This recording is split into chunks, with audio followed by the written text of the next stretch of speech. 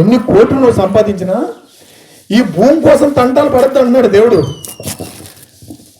ఈ భూమి కోసం తంటాలు పడద్దు అన్నాడు. తర్వాత ఒక మంచి మాట చెప్పి నేను ముగిస్తాను, చాలా జాగ్రత్తగా వినండి. ఒక ఆయన అడిగారు నాకు, ఈ లోకం మనం రకరకాల తీసుకుంటాం, రకరకాల మాట్లాడుతుంది. ఒకసారి సముద్రం పక్కన ఒక చిన్నపిల్ల ఆడుకుంటుంది సముద్రం ఒడ్డుని. జాగ్రత్తగా నీ పాయింట్ మీరు. సముద్రం ఒడ్డుని ఆడుకుంటుంటే ఏం జరిగింది తెలుసండి? ఆ చెప్పులు కెరట వచ్చి పట్టుకెళ్ళిపోయి, పెద్ద కెరట వచ్చింది, ఆ చెప్పులు పట్టుకెళ్ళిపోయింది. అప్పుడు ఆ పిల్ల ఆ ఇసుక మీద ఏంటని రాసింది తెలుసా? సముద్రం గొప్ప దొంగ అని రాసింది అక్కడ. అలా ముందుకు వినండి. ఒక జాలారాత్రి వచ్చాడు. జాలారాత్రి వచ్చి వల పట్టుకుని వచ్చి ఇలా సముద్రం వల ఇసిరిసారు. వాళ్ళ నిండా చేపలు వెళ్ళిపోతున్నాయి. ఆడేటి రాశాడు తెలిసిన? అబ్బా సముద్రం ఎంత మంచిది, ఎంత పెద్ద బతుకునేస్తుంది, ఎంత మంచిది అని రాశాడు అనమాట. ఆయన రాశాడు ఇసుక మీద. ఇంకొక ముసలాం వచ్చింది. ఇంకో ముసలాం వచ్చింది. ముసలాం వచ్చి ఏమన్నా తెలుసండి? ఒక కెరట వచ్చి ఏడ్చుకెళ్ళిపో కొంచెం లోపలికి. అమ్మ సముద్రం కూలింగ్ కోరని రాసింది ఇసుక మీదకి వచ్చి. ఇంకొక ముసలాయన ఇలా వాకింగ్ చేస్తున్నాడు. ఒక వజ్రం దొరికింది అనమాట సముద్రం పెట్టి. ఆయన ఏంటని రాశాడు తెలుసా? ఆయన సముద్రం ఎంత సంపద అయినా మనకి ఇవ్వగలదు, ఏదైనా మనకి ఇవ్వగలదు సముద్రం అని రాశాడు. అప్పుడు పెద్ద కెరట వచ్చింది, అన్నిట్లు కొట్టుకెళ్ళిపోయి. తప్పు కదండి? అంటే సముద్రంలో పొగుల్లో వదిలేయాలి కదా.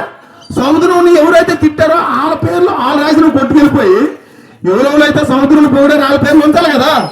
కానీ సముద్రంలో పొగిడినవా తిట్టినవా దానికి అవసరమే లేదు. ఈ జీవితంలో నువ్వు గొప్పవాడుగా, నీకు నువ్వే గొప్ప తెలివైన వాడుగా, గొప్ప జ్ఞానవంతుడుగా, అన్నింటికి మించి పరలోకానికి చేరేటంత అదృష్టవంతుడిగా నువ్వు మారాలంటే ఈ లోకం ఎన్నో మాట్లాడుతుంది, అవన్నీ పట్టించుకుంటూ ముందుకెళ్ళాలి. అప్పుడు అడిగాను ఒక వ్యక్తి, నువ్వు ఒక ఆర్మీ వాడు అయి ఉండి నీకు 30,000 పెన్షన్ వస్తుంది, 25 లక్షలు వేసి కారు ఉంది, నీకు 50 లక్షలు వేసి బిల్డింగ్ ఉంది, మరి ఎంత ఉండి నీకు గర్వం లేదంటే దేవుడి గురించి అసలు నవ్వుతారు, ఏలమూలం చేస్తారు, అన్ని సిగ్గు లేకంట నిన్ను నువ్వు ఎంత ఎలా తగ్గించుకున్నావు, నీకు అసలు గర్వం లేకంటే ఎలా బ్రతుకుతున్నావు అని నేను అడిగాను. నాకు అప్పుడు నేను ఏమన్నాను తెలుసండి? ఈ శరీరము అద్దెకొచ్చిందే కదా, ఈ శరీరాన్ని ఎవరో ఇచ్చారు కదా, నేను తెచ్చుకున్నట్టు ఈ శరీరం, ఈ శరీరాన్ని కూడా ఎవరో ఇచ్చారు, నేను తెచ్చుకోలేదు. అలాగే మరి ఈ ఆత్మ ఇది కూడా ఎంపోలు ఇచ్చిందే, నాది కాదు. మరి ఏది నాది కానప్పుడు నాకు ఎందుకంటే గర్వం? ఈ భూమి మీద మీలో ఎంతమందికి అర్థమైందో కానీ ఈ భూమి మీద ఏది మనం చెప్పండి. మొదటి స్నానం ఇంకోలో చేశారు, ఆఖరి స్నానం ఇంకోలో చేశారు, ఈ శరీరాన్ని ఇంకోలో ఇచ్చారు, ఆత్మ ఇంకొకరు ఇచ్చారు. అసలు మనకి ఏటీ లేదు. కానీ మనం ఎంత బిల్డప్ ఇస్తామండి? 1,00,000 రూపాయలు బ్యాంకులో ఉందంటే అసలు భూమి మీద నిలబడతావా? పొలంకెళ్ళి పదర నిన్నదానికి ఏటా ఉందా? పొలంకెళ్ళి పదర అంటాం మనం. 1,00,000 రూపాయలు బ్యాంకులు ఉంటే అవునంటే కాదంటారా? కాబట్టి బ్యాంకులో సిల్లు కాబోయినా లేదనుకో, ఎంత పెద్ద పోడుగానో అలా తగ్గి మాట్లాడతాం. నువ్వు తప్పు చేయకుండా చేసిన వాళ్ళ తగ్గించుకుని ఉంటావు. ఇంతే డిఫరెన్స్. కాబట్టి ప్రియులారా, మానవులకి జ్ఞానం కొదువైంది, కొదువుగా చేశారు.